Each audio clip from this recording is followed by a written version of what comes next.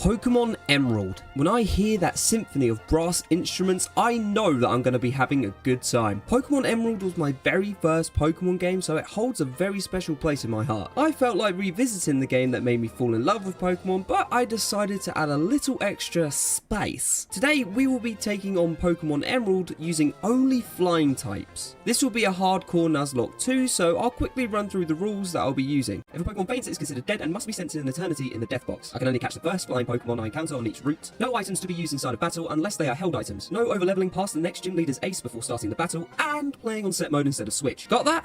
Awesome. Let's jump right in. Waking up in a situation that can only be described as awful parenting, we are introduced to our mother. Apparently, we have just moved house and are new to this region. We check out our new room, set our clock, and make our way outside to touch some grass. I wish I was talking about my actual life there. We venture inside a random family's house and enter the only bedroom in it. All of a sudden, a girl runs in. See guys, walking into random people's houses uninvited always leads to girls. For legal reasons, this is a joke. After pleading with the family not to call the cops, we stumble across a man being attacked by a Poochyena. Although I would love to stand around and see what unfolds, I decided to help him out. We pick up a Pokemon from his briefcase and take down the Poochyena. A whole bunch of shenanigans then happen, which really doesn't need to be elaborated on. Eventually, we are able to find our first encounter, Wurmple. You see, Wurmple may not look like a flying type, but soon he'll become a majestic Beautifly. We carry on to Route 103 to catch our second encounter on this run, Wingull. Don't be fooled, my boy here is going to be pivotal in this run. We name him Pelly and head back to the Pokemon Center to drop off our orphaned Mudkip. Sorry mate, but you just don't have wings. We stock up on some Pokeballs and head west, taking on some trainers and eventually meeting our rival in the game, Wally. Oh, and we meet our dad. That was okay, I guess. Wally drags us into the forest because he's a little bitch and can't travel alone. And then we finally get our third encounter of this run, Talo, which we name Ashley. Making our way through Petalburg Woods, we come across our next encounter, Silcoon. I decided that catching this might be our best option just in case our little Wurmple felt like evolving into a smelly Dustox. We catch Silcoon and name her Dusty V2. Landing in Rustboro, it's time to take on gym number 1. Roxanne specializes in rock types, which can be very tough to take down with only flying types in your team. However, we have an absolute powerhouse in this team, Pelly. The battle starts with Roxanne's Geodude up against Pelly. We fire off a water gun which instantly destroys the Geodude. Next out for Roxanne is another Geodude, and Pelly seems to have a good track record with these things. One water gun from Pelly is enough to take it out. With Roxanne down to her last Pokemon, she sends out her ace Nosepass. Pelly hits a water gun which does just under half to Nosepass. It retaliates with a Harden, raising its already decent defense. We then decide to go for a Supersonic, but unfortunately miss. Luckily the Nosepass's Rock Tomb also misses, leaving us with no damage thus far. We risk another Supersonic and manage to connect, leaving the Nosepass completely confused. Being the clutch player that I am, of course Nosepass hits itself in confusion the following turn. Pro plays, boys and girls. Nosepasses Oranberry pops, bringing it to around 2/3 of its health. The next turn, Pelly goes for a water gun and gets a huge critical hit. I knew you could do it, Pelly. With all of Roxanne's Pokemon down, we earn ourselves the very first gym badge in this run. Onto a random side quest where we help this old dude retrieve his stolen Pokemon from a Team Aquagrunt. After bargaining for the old man's Pico, we head south of Rustboro, but not before taking on May. Her team doesn't give us too many troubles as Ashley takes down both her Wingull and Trico with absolute ease. Trying to steal Pico away from the old man again, he makes a deal that if we leave him alone, he will take us to wherever we need to go. We accept the offer and head to Dewford Town. Whilst there, we get another encounter in the Granite Cave. We catch his Zubat and name him Bruce. Venturing further into the cave, a swaggerlicious best boy former champion just so happens to be lurking. Steven hands us this letter which we will have to deliver at some point or other. But the most important thing right now is a date with Brawly. Brawly specializes in fighting type Pokemon, which should be a breeze for someone using only flying types on their team, right? The battle begins with Brawly sending out his Machop and us sending in Ashley, the Talo. Ashley kicks things off with a wing attack, taking Machop down to the yellow. Brawly decided to go for a bulk up with the Machop, putting Ashley in quite a sticky situation. Knowing that Brawly is most likely going to use a potion in this turn, we decide to go for a Focus Energy, raising our chances of getting a critical hit. The next turn we fire off a wing attack which does manage to land a critical hit, taking the Machop clean out. Next out for Brawly is Meditite. The Meditite starts to tighten its focus as Ashley goes for a powerful wing attack, taking the Meditite out in one turn. Ashley is an absolute beast. Last but not least for Brawly is Makuhita. We start the turn off by going for a wing attack, taking the pudgy boy into the yellow. It then retaliates with a vital throw and it's a crit. Ashley goes down to what can only be described as really poor luck. Fly high, Ashley. To avenge Ashley's death, we send out Pelly. At the same time, Makuhita's citrus berry pops, taking it to over half health. Pelly kicks things off with the supersonic, which has an instant effect, making this fat piece of shit hit itself in confusion. A wing attack from Pelly the very next turn takes Makuhita all the way down to the red. It then goes for a bulk up, which is followed up with another super potion from Brawly. Eventually, Makuhita is whittled down with a combination of hitting itself and some wing attacks from Pelly. A gym badge has been awarded to us, but the Ashley death will live on in our memories for eternity. I was so ashamed that I lost a flying type to a fighting type gym leader that I actually decided to restart. Call it pride, call it stupidity, call it snub. Most of the same for the first part of the game. All of the same encounters, a win against Roxanne and a deathless win against Brawly brings us back to where we should have been. Heading towards Moorville next, we encounter May again. Although our team is much more powerful than before, we don't have many issues and come out of this battle deathless. We then have our very first evolution of the run, with Ashley evolving into Swallow. Now, here's what I'm sure you've all been waiting for. If you know Generation 3, you'll know of a gym leader who is so tough, so annoyingly spongy, so old? Of course, I'm talking about Watson, who specializes in electric type Pokemon. Watson is extremely difficult to beat with even a vanilla Emerald team, let alone a mono flying team. This battle was gonna be the trickiest, but I had a plan. You see, in Moorville, there is a place called the Game Corner. Here, you could play slot machines and gamble away your money to exchange points. These points can be used to buy TMs, items, everything. I spent hours playing this totally for children gambling game until finally, I had what I wanted. Not only did I do this at the Game Corner, but I also managed to have our Zubat evolve into Golbat, then our useless fish into a literal Nuzlocke cheat code, and finally our little Nincada, we found on Route 116 into a speedy Ninjask. With all of our preparation for this battle, nothing could possibly go wrong. Battle time. Watson starts with his Voltorb as we lead with Swish the Golbat. We land a crunch on the Voltorb as it decides it's had enough already and blows itself into smithereens. Luckily, Golbat takes it relatively well, living on just above half health. Next out for Watson is Electrike. Swish hits a bite as the Electrike goes for a howl, raising its attack. The next turn we go for another bite on the Electrike, which then comes back with a shockwave, dealing massive damage to Swish. Knowing that Watson will most likely heal here, we use this turn to hit Electrike with a supersonic. The next turn, Swish hits a bite but is not able to get the flinch nor the confusion. With this, Swish sadly goes down to one more shockwave. We send out our pre-poisoned Zeke to deal some damage next. Zeke hits a stab, guts boosted quick attack for the next turn, obliterating the murderous Electrike. Next out is Watson's ace, Manectric. With not many options, Zeke does the same as the previous turn, hitting Manectric with a quick attack. A shockwave from Manectric in the same turn is just too much for Zeke to handle and unfortunately goes down. I knew this gym would be brutal, but this is bad. Looking to clutch up, Cindy the Ninjask is out next. Cindy hits a cut on the Manectric, doing laughable damage as it then hits back with an extremely annoying Thunder Wave. Fortunately, Cindy has a Cherry Berry attached to it and is able to heal its paralysis. However, Watson is cheating and Manectric's Citrus Berry pops in the very same turn. Cindy hits another cut but is met with another Thunder Wave from the Manectric in the same turn. Damn it. Next, Manectric hits a powerful shockwave, leaving Cindy with just a slither. A cut from Cindy in the same turn does next to nothing. Manectric then finishes Cindy off with a quick attack. It's a yikes. With not many options, Butte the Beautify is out next. The turn starts off with Manectric howling, but Butte fires off a Psychic, leaving Manectric so close to death. Unfortunately, Watson uses a Super Potion on Manectric, bringing it back to around 2/3 of its health. Butte lands a Psychic, bringing Manectric down to under half health next. Butte is then hit with a massive shockwave, bringing it down to the red. We then land a Stun Spore, which honestly I should have gone for sooner. The next turn, Manectric is fully paralyzed, letting Butte hit a Psychic, but the following turn, Butte's luck is up. It goes down to one last quick attack from the Manectric. We have two Pokemon left who are quad weak to electric type moves. Gully the Wingull steps up next and manages to get a Water Gun off, taking out the Manectric. Phew! Last out for Watson is Magneton. With a shot in the dark, we go for a Supersonic.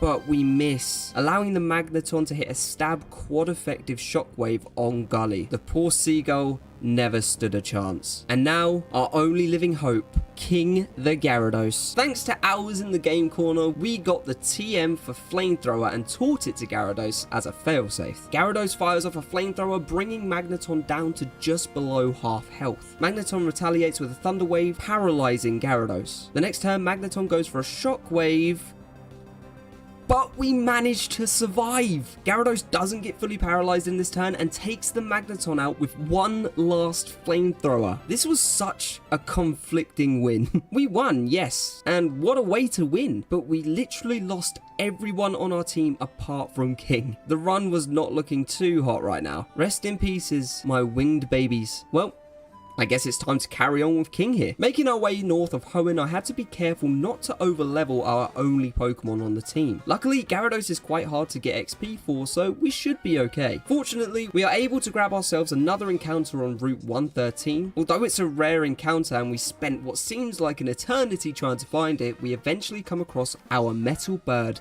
Skarmory. We name him Mech and decide to grab yet another encounter. Yes, we did have a Golbat that perished to Watson, but considering it dies and this is technically a different area, I decided to catch it and use it anyway. We name our new friend the fitting name of Phoenix and travel through Meteor Falls to encounter both evil teams in the game. On Route 114, we catch ourselves a Swablu, which I honestly completely forgot about until this encounter. We catch her and name her Floof. Not long after, we take on some Team Magma Grunts as well as a mini boss battle that I completely forgot to record in all honesty, and I am sorry. Nonetheless, we make our way down to Fall Arbor Town next, ready to take on Flannery. Just before that battle, our little Golbat decided it's happy in our friendship to evolve into an awesome Crobat. I absolutely love Crobat and it's going to do bits in this run. With everyone ready, it was time for Flannery. The battle starts with her Numel up against King. This was probably one of the easiest battles throughout the run, so I'll let it play out for you. Considering we have the little cheat codes of Nuzlocke in King, we didn't really have many problems with Flannery. The biggest problem was Torkoal, who did manage to get a paralysis from a body slam, but we are able to switch out into Phoenix to finish off the little turtle. And with that, we have ourselves the 4th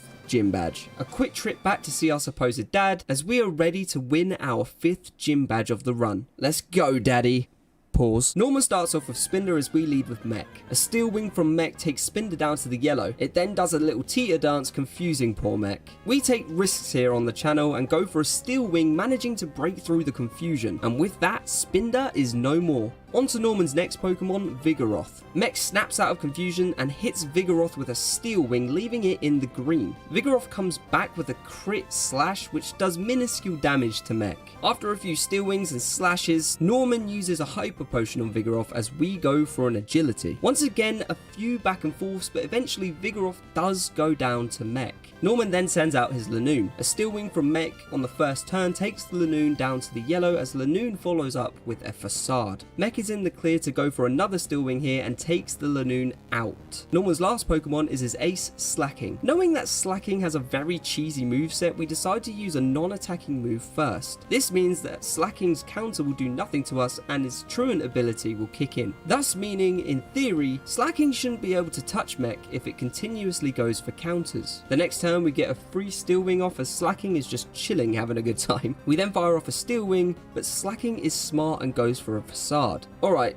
not much damage was dealt, but it's still scary. The next turn, a steel wing from Mech does good damage, but Slacking Citrus Berry pops, bringing it back to the green. A few back and forths until Norman uses his last hyper potion on Slacking, bringing it back to full HP. And with that, I decided to get a little bit cheesy. King has the ability Intimidate, which lowers the opposing Pokemon's attack. Due to this, I switched between Mech and Gyarados, slowly lowering the Slacking's health until it couldn't go much lower. Once the preparations were complete, King comes in to get some Dragon Rages off. Although the damage isn't great, the Slacking would be able to get a kill on King if it got a crit. Not taking the chance, we switch back into Mech, hitting Slacking with a couple of steel wings. With Slacking in the red and Mech in the yellow, we switch back into King, who hits an awful tackle on Slacking. To finish the Slacking off, Phoenix comes in and ends it with one last wing attack. Gym badge number 5 is finally ours.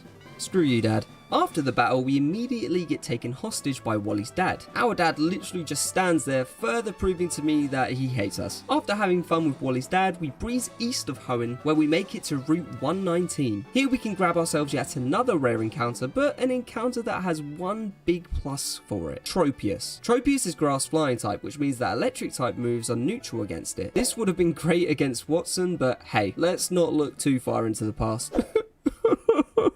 We catch the Tropius just about and name him Nana. The Weather Institution is up next, but nothing of any relevance really happened here. We battled Team Aqua admin Shelly, but not much posed a threat to us on her team. My flying boys and girls are just too powerful right now. For our efforts, the scientist gives us a blob, which we say, nah. Making our way to Four Tree City, we encounter May again. Most of the same thing for her, as her team really doesn't pose much of a threat at this present moment. And finally, we touch base in Four Tree, ready to take on our next challenge, Winona. Winona is the same as us and specializes in flying type Pokemon. This will be a battle of winged beasts. Not you, Gyarados. But who will come out on top? Let's find out. Winona starts with Swablu as we lead with Phoenix the Crobat. We for some reason go for a Leech Life, which does nothing to Swablu as it comes back with a respectable Aerial Ace. Switching to a much better move, we use Wing Attack and take Swablu into the yellow. It then uses Mirror Move on Phoenix, but again, it doesn't do a lot. One more Wing Attack from Phoenix is enough to take out the Swablu. Tropius comes out next and is met straight away with the super effective Wing Attack, which does manage to crit and take the Tropius clean out. Phoenix, you are a monster. Next up is Pelipper. Straight off the bat, Pelipper protects against our Confuse Ray, but another attempt the following turn does land and confuse the poor bird. Pelipper does manage to break through the confusion, but misses its supersonic. The following turn, Phoenix hits a Wing Attack, doing decent damage to the Pelipper. Luckily, in the same turn, Pelipper hits itself in confusion, bringing its HP down a little bit more. The Pelipper then seems to opt for a Protect, but it hits itself in confusion again, allowing Phoenix to get a free bite on the Pelipper. With a bit of luck on the next turn, Pelipper once again hits itself in confusion, and one more Wing Attack from Phoenix is enough to take it out. Winona is down to only 2 Pokemon, and she sends out her very own Skarmory. Knowing that Phoenix can do very little to this thing, we decide to swap out into King, who takes a Steel Wing from Skarmory like it was nothing. King then fires off a Flamethrower, taking Skarmory down to the yellow. King is then met with a frustrating Sand Attack, but hopefully this doesn't affect us too much. Another Flamethrower from King the following turn just misses out on taking the Skarmory out for good. The following turn, Winona uses a Hyper Potion on the Skarmory, bringing it back to full health. After a couple more turns of King's Flamethrowers, Skarmory is healed once again by Winona's last Hyper Potion. Eventually, King is able to defeat the Skarmory using some Flamethrowers. Well done, King. Now, for Winona's last Pokemon, Altaria. The turn starts with Altaria hitting a decent Aerial Ace and King retaliating with a Dragon Rage. The next turn the same happens, but it leaves King in the red. This is getting risky. An Oran Berry pops for the Altaria, giving a little more HP in the same turn. When we switch out to Mech to ensure King's safety, Mech is hit with an Aerial Ace, but it doesn't really leave a scratch. A Steel Wing the following turn leaves Altaria with a Slither as it begins to get its groove on and Dragon Dance. Now, I am scared. Luckily though, Mech is the perfect counter for Altaria and resists the following Dragon Breath, allowing him to take the Altaria out in the same turn. With this, the 6th gym badge is ours. Honestly, Winona was a lot tougher than I thought she would be, but it was a fun battle nonetheless. Hey, what's that, old man? Speak up. You better subscribe to the channel now, or I'll find you and tickle your feet. Thanks? Heading on up to Mount Pyle, we engage in some battles with Team Aqua Grunts, eventually reaching Archie. He's bullying old people, and you already know our stance on bullying old people. Archie gets so scared of us that he retreats into the mist, leaving me to do some bullying for myself. Making our way into Lily Cove City now, where we meet May waiting outside the mall. She wants to battle, so we give her what she wants, obviously. This was probably the most quote-unquote challenging battle against May in this run, but again, nothing of much importance happens here. Her Pelipper is quickly dealt with by Phoenix, and the same goes for her Combuskin. Floof deals with the Tropius very nicely, and Ludicolo is no problem for Mech. Easy W's. One thing to briefly mention is our battle with Maxie. He again isn't much of a problem for our team, so I'll quickly show you what exactly happens in the battle.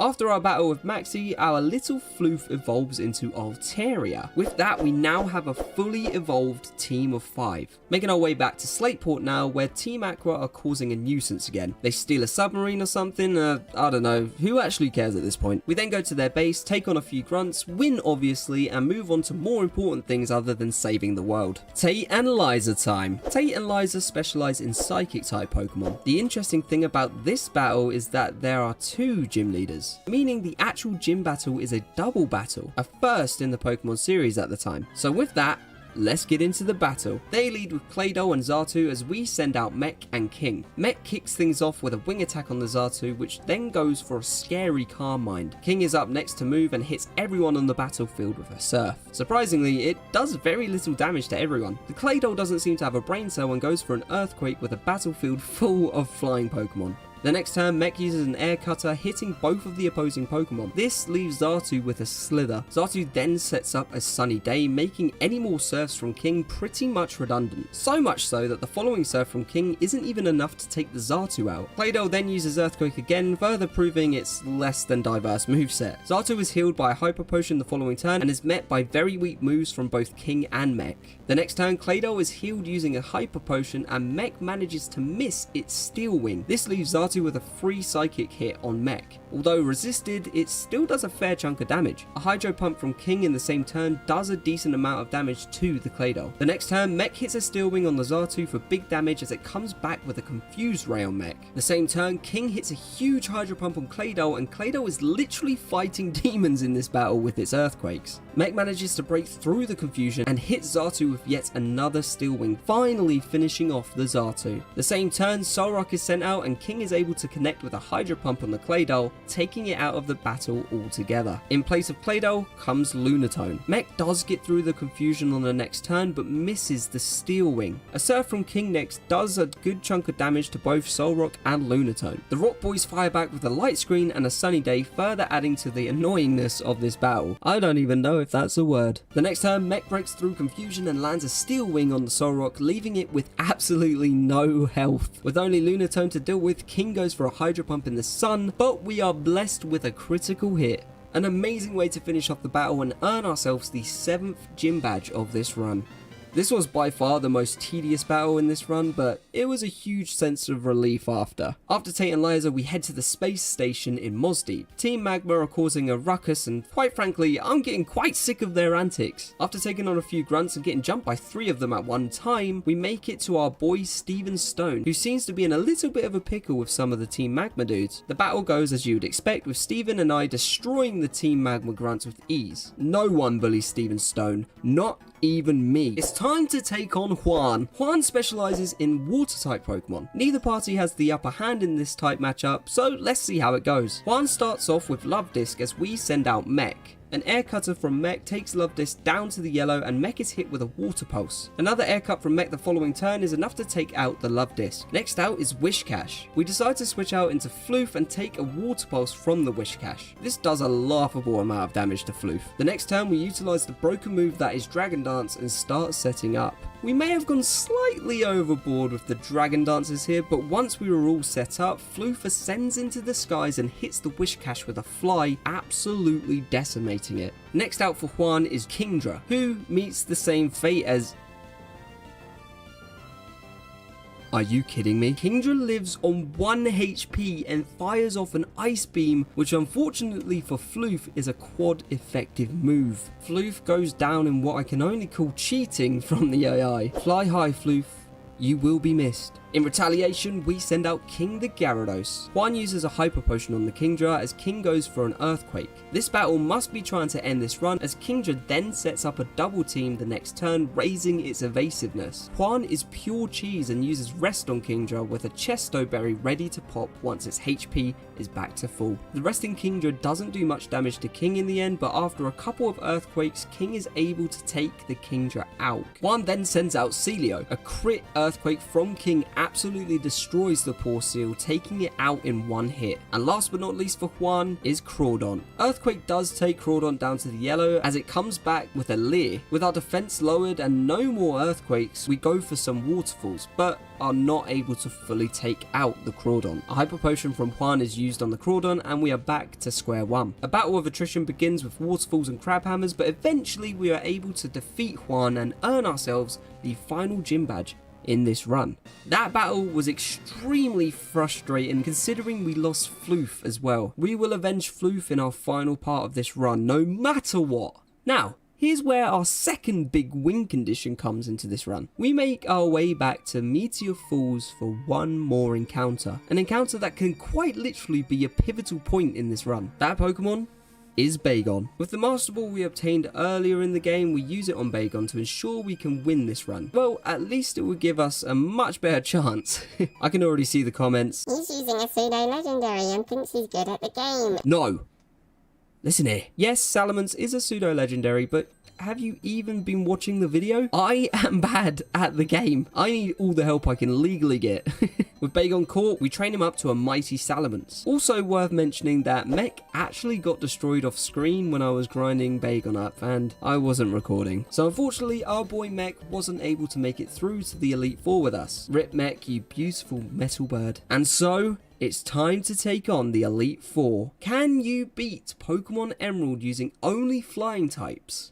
Let's find out. The first Elite Four member is Sidney, who specialises in dark type Pokemon, with a team consisting of Mightyena, Shiftry, Cacturn, Crawdon and Absol. A decent team, so this battle should be a good one. Sidney starts off with his Mightyena as we lead with Phoenix the Crobat. An Aerial Ace from Phoenix does little damage to Mightyena as it starts hitting us with some sand attacks, lowering our accuracy. Luckily, Aerial Ace can never miss, so the sand attacks were pretty useless against Phoenix. An Aerial Ace the next turn takes Mightyena down to the yellow and it retaliates with a double edge. Not doing enough damage for my liking, we decide to switch into King the Gyarados. A double edge from Mightyena doesn't do a lot thanks to Gyarados' Intimidate. For the next few turns we start to set up some Dragon Dances to fully max out our attack and speed. During this setup, Sidney uses a full restore, which is perfect for us. With King ready to rock, we use an Earthquake on Mightyena, taking it out in one shot. Next out for Sidney is Absol. Again, one Earthquake from King is enough to take it out in one shot. Shiftry is out next and does much better than its predecessors by taking a hit from King. It begins to double team, raising its evasiveness, but all of this is for nothing as King is able to take it out in the next turn. Out next for Sidney is Cacturn, and is not able to take the power of the King as it goes down to one Earthquake. Sidney is down to his last Pokemon now, Crawdon. Although we may have had a little bit of trouble with Juan's Crawdon in the past, nothing was stopping King from getting a full sweep on Sidney's team. With Crawdon down, we have defeated the first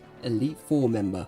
The next member of the Elite Four is Phoebe. She specialises in ghost type Pokemon and has a team consisting of 2 Dusclops, 2 Bannettes and a Sableye. Not the most imaginative team, but at least her whole team consists of Generation 3 Pokemon, unlike some Elite Four members I know of. The battle begins with one of Phoebe's Dusclops out against Phoenix once again. The first turn the Dusclops protects against our Confuse Ray, but in the following turn we are able to land the Confuse Ray. Unfortunately the Dusclops does break through the confusion and goes for a Curse. Knowing Curse will do massive damage to Phoenix if we stay out, we switch into King. This time the Dusclops does hurt itself in confusion, which meant our switch was essentially free. With no shame whatsoever, we install the same tactic that we used against Sidney and start Dragon Dancing. Once happy with King's dancing, it was time to attack. Dusclops goes down after an Earthquake and Bannett is out next. You know how the story goes from here, with King demolishing Bannett with one Earthquake. Next out is Phoebe's other Dusclops. Our plan works wonders and one-shots the Dusclops with one Earthquake. Don't hate the player, hate the game guys. The second Bannett is out now and is not a problem for King, once again getting one shot by an Earthquake. And last but not least is Sableye. I don't think much explanation has to go into what happens next, but King is able to put Phoebe out of her misery and kill Sableye with one Earthquake. And with that, 2 Elite Four members are down. Next on the chopping block is Glacia with her team of Ice-type Pokemon. This mashup may not be favourable against our team of Flying types, but we have to try our best. Her team consists of 2 Celios, 2 Glalis and a Wall Rain. And so the battle begins with Glacia sending out Celio as we start with King. With a team of flying types against a team of ice types, there was only ever going to be one tactic when it came to this fight. King begins to dragon dance as Celio hits some hefty body slams throughout. With our dancing King ready to rule, we fire off an earthquake, taking down the Celio. This may be a broken tactic, but I am so here for it. Glacia then sends out her Glalie, who unfortunately cannot overthrow the King and goes down to an earthquake. Getting a bad case of deja vu, another Celio comes out and is met with the same fate. And this goes for Glacia's other Glalie on the following turn. Last out for Glacia is her ace Wall Rain. Although Wall Rain is thick with 2 Cs, it still isn't enough to stop King. Wall Rain then goes down to an earthquake, giving us our 3rd win in the Hoenn Elite Four. Wow, King, someone needs to stop you, my boy. With only one more Elite Four member in our way, we head towards the Dragon type user, Drake. No, not that Drake, jeez. Drake has a team consisting of Shelgon, Altaria, Kingdra, Flygon, and Salamence. A tough team to take down, so let's see how we fare. The battle starts with Drake's Shelgon as we lead with Win. Shelgon goes for a protect against Win's Dragon Claw straight off the bat. The following turn, Shelgon goes for another protect, but it fails, leaving Win with a free chance to get a Dragon Claw off. Dragon Claw deals huge damage and one-shots the poor Shelgon, but he never stood a chance. Out next for Drake is Altaria. Straight away, Win goes for a Dragon Claw on Altaria, taking it down to the yellow. Altaria in the same turn decides to go for a Dragon Dance, and this may be where the turns have tabled. Fortunately, Salamence is able to take a Dragon Breath on the same turn like a champ and retaliates with a Dragon Claw, finishing off the Altaria for good. Next out for Drake is Flygon. Win outspeeds Flygon and hits it with a Dragon Claw, taking it out in only 1 hit. A massive W for Win here. Next out for Drake is his very own Salamence. Knowing that is a bit too risky to keep Win out here, we switch into Nana, who takes a stab Dragon Claw reasonably well. However, I wasn't aware of Drake's Salamence having Flamethrower, which is exactly what he uses on Nana next, taking Nana to the yellow. A body slam from Nana in the same turn does hit and actually crits too. With no other option but to switch, we opt into the MVP of the team, King. Salamence in the same turn does decide to go for a Rock Slide on King, doing huge damage to him. This is now a very scary situation and we don't have many options. We decide to switch back into Win, who takes a Rock Slide so well. The following turn, Win connects with a Dragon Claw, taking out Drake's Salamence.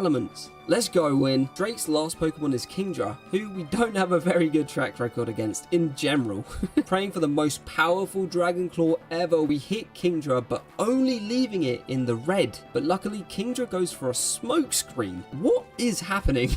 A full restore from Drake comes next as we try to go for a Dragon Claw, but due to the smoke screen, we miss. Being backed into a corner, we decide to hit the Kingdra with a Dragon Claw, and it lives in the yellow. In the same turn, Kingdra decided to begin dancing, and this is so bad. Kingdra is a huge threat now, so we decide to swap into Phoenix. On the same turn, Drake uses another full restore on Kingdra. Going for cheese, Phoenix lands a confused ray, but Kingdra is able to break through and hit a smoke screen. An aerial ace from Phoenix the next turn doesn't do a lot, but fortunately Kingdra hits itself in confusion. The same happens on the next turn, meaning Phoenix can possibly take the Kingdra out. One more aerial ace from Phoenix is enough, and with that, Drake is defeated. Only one more challenge awaits us. A challenge that will decide whether or not we can beat Pokemon Emerald using only flying types. The champion, Wallace. Wallace has a team of very scary water types. Not only that, but he's the first trainer within this run that has 6 Pokemon on his team. His team consists of Wailord, Tentacruel, Ludicolo, Whiscash, Gyarados, and Milotic. This battle was going to decide it all. Let's get into it. The battle starts off with Wallace's Wailord up against Win the Salamence. As you can see, I'm a big dum-dum and forgot to heal my team before I actually went into the champion battle. Please forgive me, Win. Although in the yellow, Win goes for a Dragon Claw on the Wailord, bringing it down to just above half health. This was the end of days for Win, as the Wailord then goes for a Blizzard, connects, and takes Win out in 1 hit. That might be down to not healing, but I don't think Win would have lived a quad-effective Blizzard. Out next we have Nana, who I also forgot to heal up. This is not looking good straight off the bat. Nonetheless, we know that we have stab super effective moves against the Wailord, but unfortunately Wailord outspeeds and hits Nana with another Blizzard, completely destroying it. With only 2 mons left, we decide to send out our MVP, King. Considering that half our team is now dead, the only tactic that I could think about was our cheese one. With King out, we start to set up some dragon dances as Warlord goes for rain dances. Within this setting up, Warlord does miss a few blizzards, but does connect with a few as well. Once we maxed out King's attack and speed, it was time to go ham. We hit the Warlord with an earthquake, and obviously we take it out. Next out for Wallace is Tentacruel. Another filthy earthquake from King is enough to take out the Tentacruel, considering it was super effective as well. Next out is Milotic. Not changing the tactic at all, King goes for another earthquake. And unfortunately for Milotic, it cannot withstand the true power of the true King. Next up is Ludicolo. Not having very many moves on King that are effective against the Ludicolo, we decide to go for the tactic again and hit it with an earthquake. Although not very effective, Ludicolo goes down to just one of these. King is an absolute beast. Wallace's penultimate Pokemon is Whiscash. You may think I'm boring, but King then goes for another earthquake. And unfortunately for Whiscash, is just too strong for him. And now, finally, Wallace's last Pokemon, Gyarados. How perfect is this end? Knowing that a surf will do nothing and an earthquake will not affect it, we decide to go for a waterfall. This does little to no damage to the Gyarados, and we are hit with a massive hyper beam. And unfortunately, King does go down at the end of the run. What a Pokemon. Now for the 1v1, Phoenix versus Gyarados. Trying to cheese this win, we go for the Confuse Ray on the Gyarados. Fortunately, it hits, confusing it, and Gyarados must recharge in the same turn. We then hit an Aerial Ace, which doesn't do a lot of damage, but Gyarados is confused in the same turn and hits itself in confusion. Another Aerial Ace from Phoenix in the next turn brings it down to low yellow, and Gyarados hits itself again in confusion. As we can all see this coming, Wallace does go for a full restore on the Gyarados. We hit it with a Poison Fang, hoping to poison, but don't get that luck. Now that Gyarados is broken out of confusion, we then go for a Confuse Ray on the next turn, but it's not enough to confuse it as it goes for a Dragon Dance. Oh no.